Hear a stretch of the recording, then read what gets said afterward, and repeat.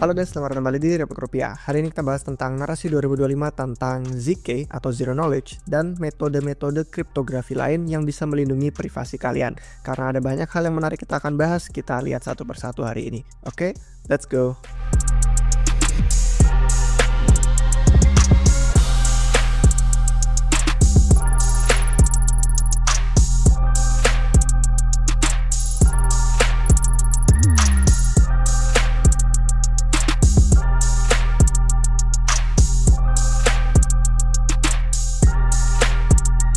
Oke guys, jadi 10 tahun terakhir sebenarnya perusahaan kripto itu udah ngumpulin sekitar 200 miliar dolar dari 17.000 deals. Tawaran-tawaran yang kesepakatannya itu cukup banyak. Ternyata dana itu mengalir ke riset dan pengembangan untuk metode kriptografi.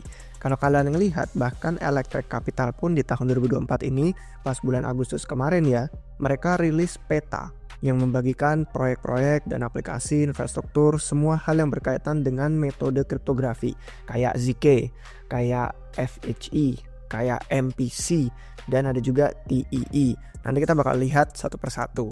Nah, dari skalabilitas layer 2 Ethereum pun itu juga pakai. Ada solusi untuk interoperabilitas buat bridge ya, pindah aset antar blockchain juga pakai. Dan distribusi untuk multisig atau wallet yang tanda tangannya melibatkan banyak pihak itu juga. Dan kita benar-benar lagi diambang kemajuan kriptografi. Karena tujuan sistem yang tadinya benar-benar khusus aja bisa jadi lebih umum, penggunaan yang lebih meluas, dan semuanya bisa diproses dengan berbagai hal, yang penting secara private aja.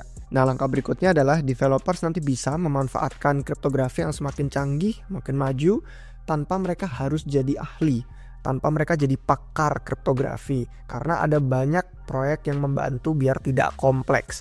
Jadi segala kompleksitasnya dibuat abstrak dan mereka nanti bisa liar. Pokoknya developer yang pengen imajinasi aplikasi-aplikasi keren apapun.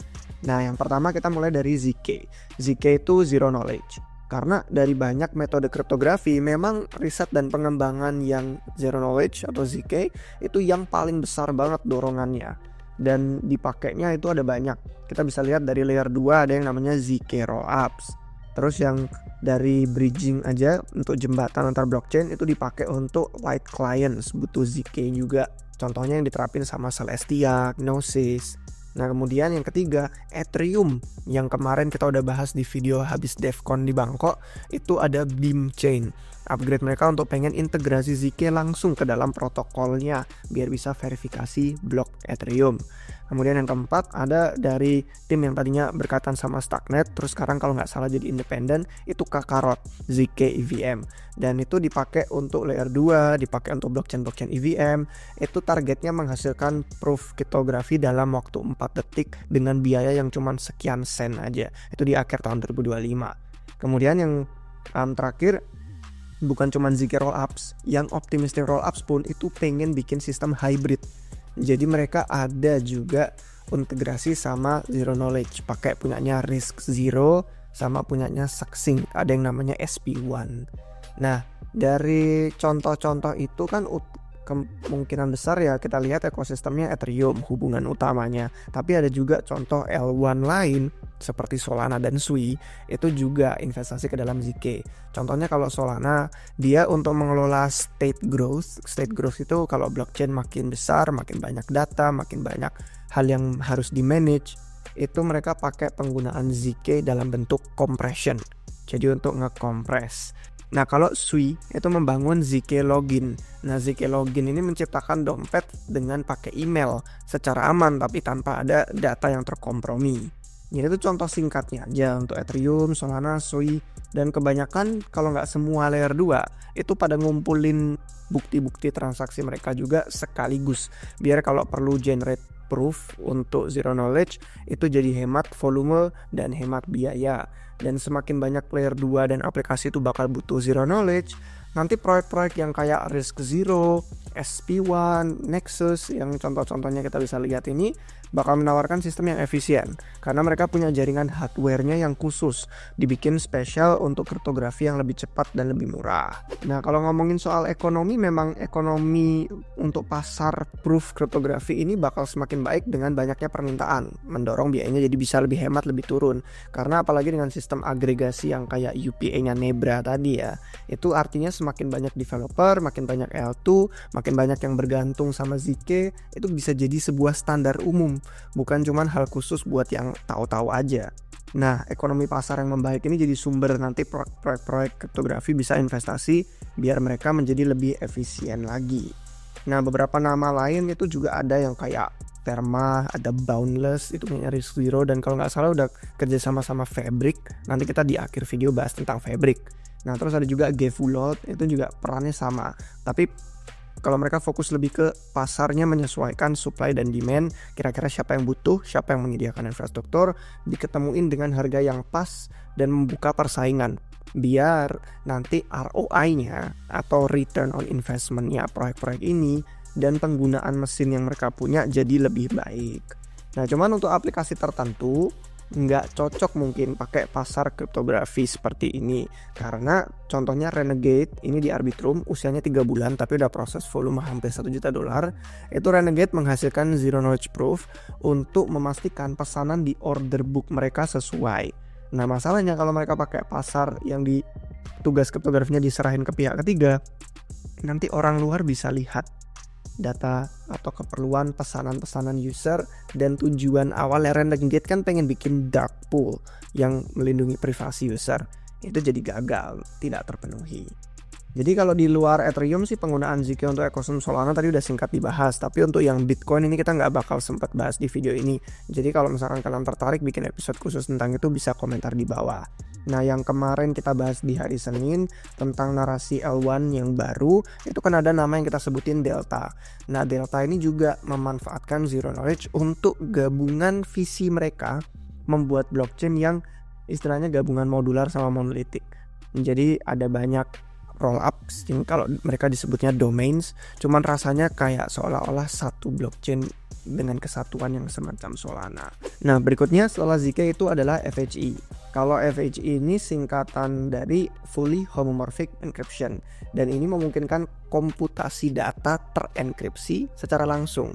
Artinya kalau ada biasanya di internet ya, kalau kalian punya data yang dienkripsi itu kan waktu mau diproses harus didekripsi dulu.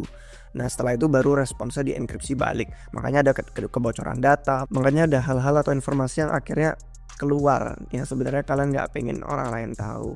Nah, kalau FHE ini bener-bener dalam 2-4 tahun terakhir awalnya cuma teori, tapi sekarang udah bisa diterapkan di dunia nyata. Nah, cuman FHE di blockchain itu sangat tidak efisien. Lebih praktis kalau FHE-nya ini ditetapkan secara off-chain, di luar blockchain. Jadi komputasi yang intensif bisa dilakuin pakai lingkungan khusus, pakai hardware yang spesial, dan contohnya itu kayak Zama seperti yang kita lihat di sini.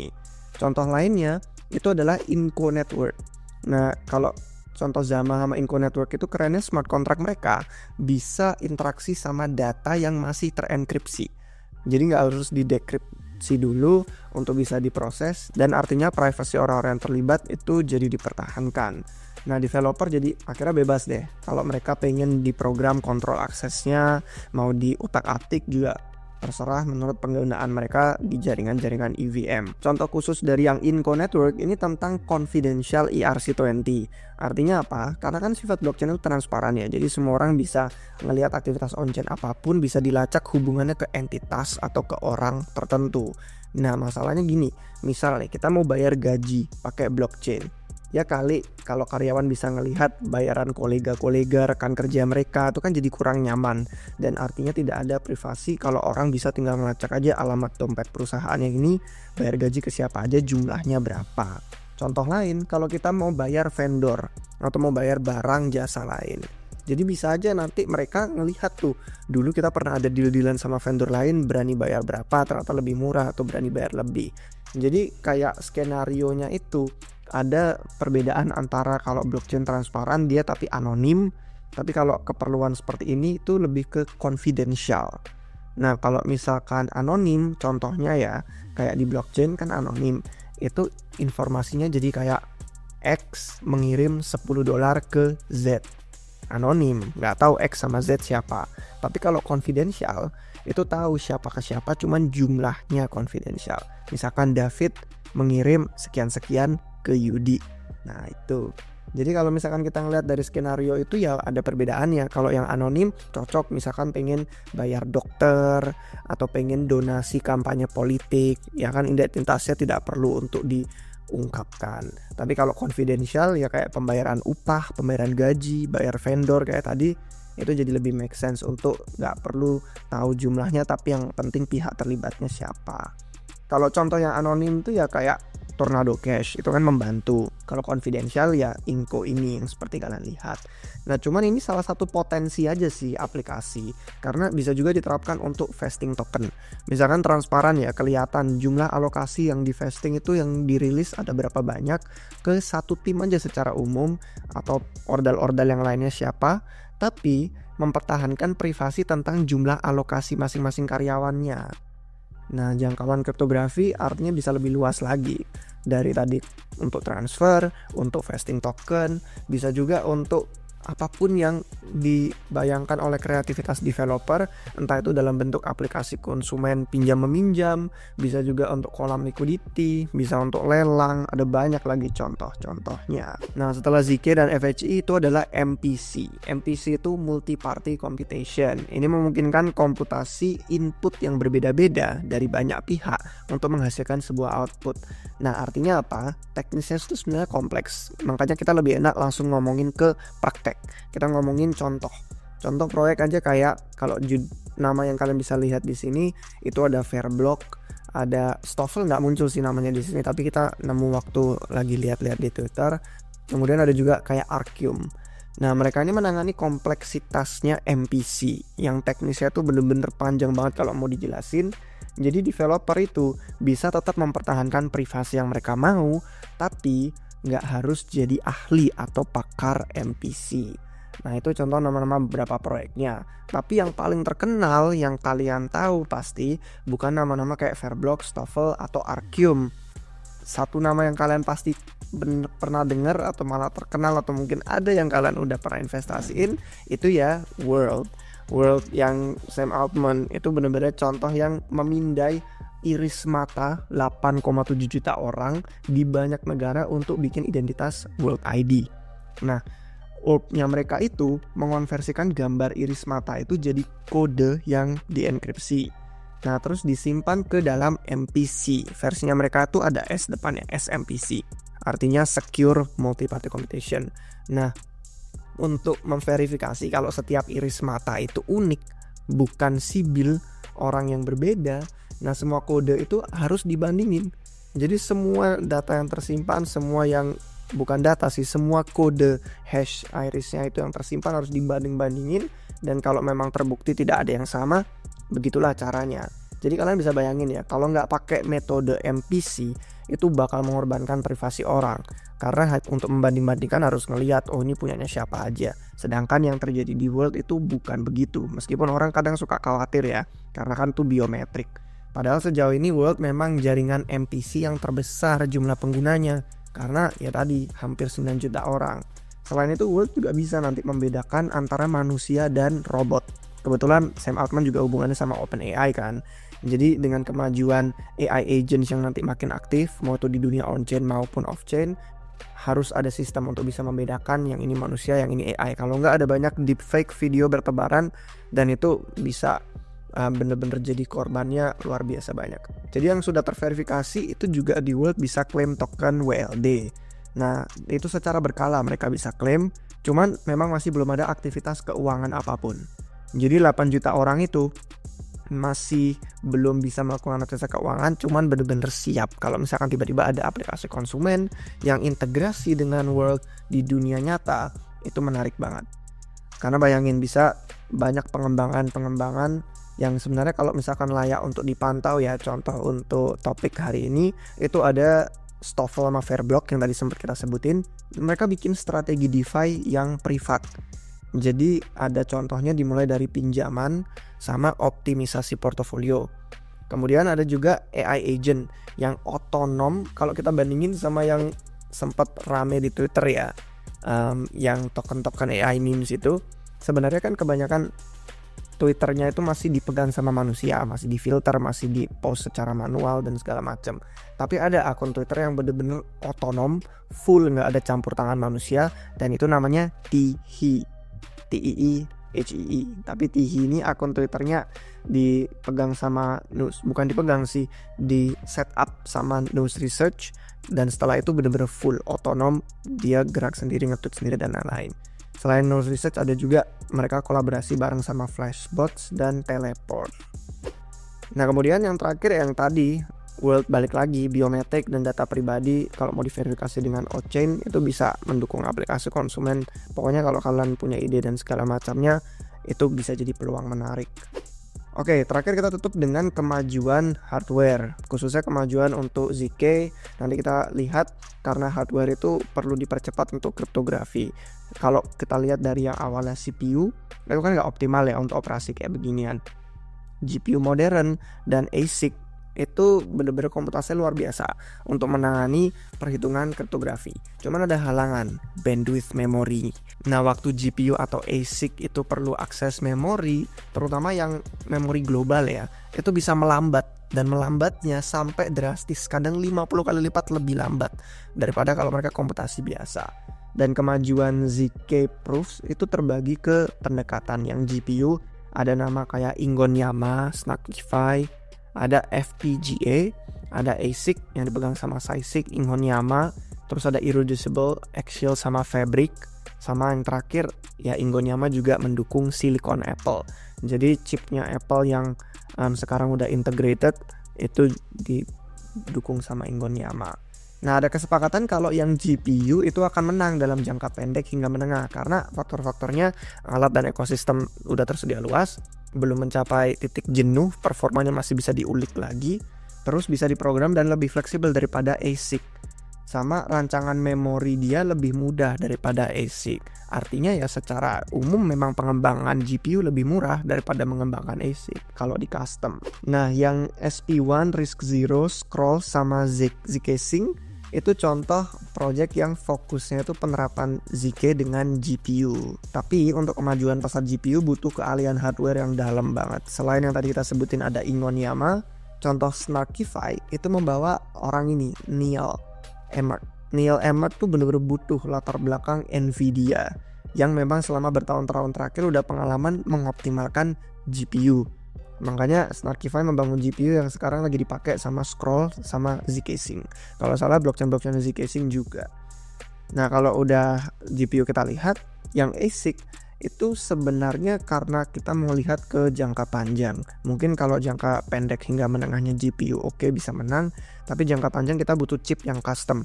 Karena memang masih terlalu awal, tapi ada contoh kayak Fabric itu bener-bener produksi ASIC yang bukan hanya mempercepat zero knowledge, tapi juga metode kriptografi lain. Kayak yang tadi kita bahas ada FHE. Nah, mereka produksi ASIC-nya yang fleksibel. Jadi versi mereka disebut namanya beda, VPU. Itu adalah Verifiable Processing Unit. Nah, VPU ini punya banyak memori di chip sama bandwidth tinggi. Dan selain hardware, Fabric juga ngerjain dukungan mereka dalam versi software untuk VPU-nya juga. Jadi ekspektasi pengiriman chip ini tahun depan kebetulan nih untuk narasi 2025. Nah, rancangan versi yang kedua sudah mulai mereka kerjain juga. Ini seharusnya menghemat biaya kriptografi 10 kali lipat atau lebih. Kemudian yang terakhir itu ada SiSiC. Nah, kalau SiSiC ini membangun dua varian ASIC. ASIC-nya mereka tuh ada yang ZK-R, ada yang ZK Pro. Udah kayak nama MacBook aja ya. Nah, ZK-R itu yang ringan, ZK Pro yang performanya tinggi. Nah, ekspektasi chip mereka yang C1 itu akan dirilis tahun depan juga. Jadi kesimpulannya penutup ya guys. Menurut saya sih kalau udah beberapa tahun lalu sempat dikritik orang bahwa kita nggak punya banyak aplikasi hebat. Karena infrastrukturnya memang belum siap. Biaya terlalu tinggi, UX buruk, transaksi lambat. Sekarang menurut saya nggak begitu lagi. Kalau kita lihat dari beberapa narasi terakhir yang udah dibahas tentang blockchain L1, blockchain L2, narasi-narasi lain, dan sekarang teknologi kriptografi yang makin canggih dan maju, menurut saya sih blockchain sekarang bisa performanya lebih tinggi, bisa lebih fleksibel, dan developers itu akhirnya siap untuk memanfaatkan infrastruktur buat ayolah kita munculkan aplikasi-aplikasi yang keren mulai dari sekarang. Oke guys, sekian untuk video hari ini, semoga bermanfaat. Kalau misalkan kalian suka jangan lupa kasih jempol dan jangan lupa subscribe biar ketinggalan video baru dari Rebel Group ya. Sampai jumpa di episode berikutnya guys, cheers.